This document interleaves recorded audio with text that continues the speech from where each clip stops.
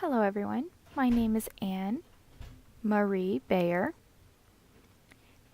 Today I'm going to talk about coffee.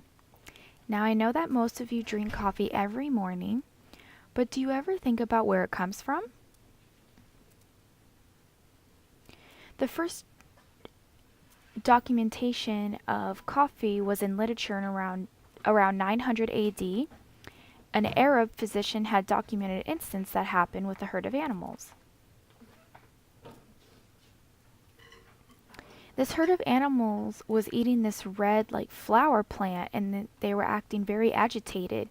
It was strange behavior for these animals.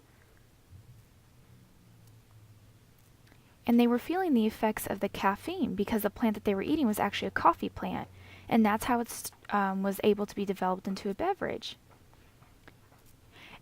In 600 AD, the coffee was very popular in Arab countries. Now the coffee plant, like it's Guinness because it's a botanical, the coffee plant itself is called Coffea. And the Coffea plant has about 20 different species of plants, of flowers. But since being developed into a beverage, there's only 3 types of Coffea plants that we drink, that the world will drink. Now the first one is Coffea robusta. Let me look at my notes here for the second one. The second one is Coffea arabica, and then the third one is Coffea liberica. The third one, the Coffea liberica, is not often used for coffee, but the first 2 are very common. So the coffee plant started to become very popular from Arab, and then around the 15th century it arrived in Turkey. And it became very popular there as well, and then it continued to travel. Around 16th century, until the 16th century, 17th century, it had traveled to Italy, and then from there France. And became popular there as well, and it continued to expand. Now next I'm going to discuss how it arrived in America. There was a French lieutenant named Gabriel Mathieu de Clos, and he heard how the coffee was becoming a popular business. And he traveled to South America and noticed that it was a very warm climate there. And he tried discussing it with the French government. They said, no, it's not going to work. So he took a plant back, and he was just struggling to keep this coffee plant alive.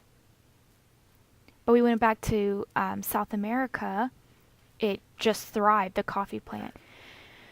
Also, Brazil wanted to be involved in this coffee business. So they sent a different lieutenant or military person to go to France and discuss with the president about getting, how to set up a coffee business, how they could be successful. And the French government did not want to trade because they wanted their own major coffee plant. They didn't want to have other countries be involved. So that Brazil military leader seduced the French governor's wife, and she gave him potted flowers and had hid coffee plants in there, so he took it back to Brazil. And that all happened in 1724, and that's how it really expanded from there.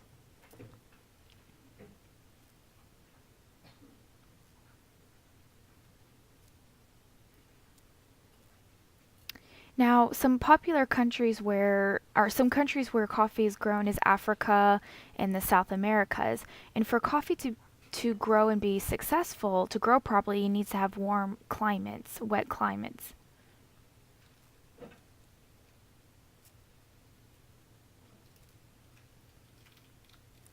Now, another country that produces coffee is Jamaica. It has a very strong taste. It's delicious. But it's not made, and it's not very common because it's very expensive. It's about $4 a pound,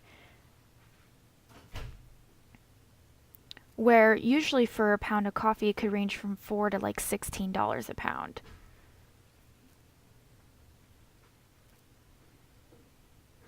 And the next topic is how coffee is processed.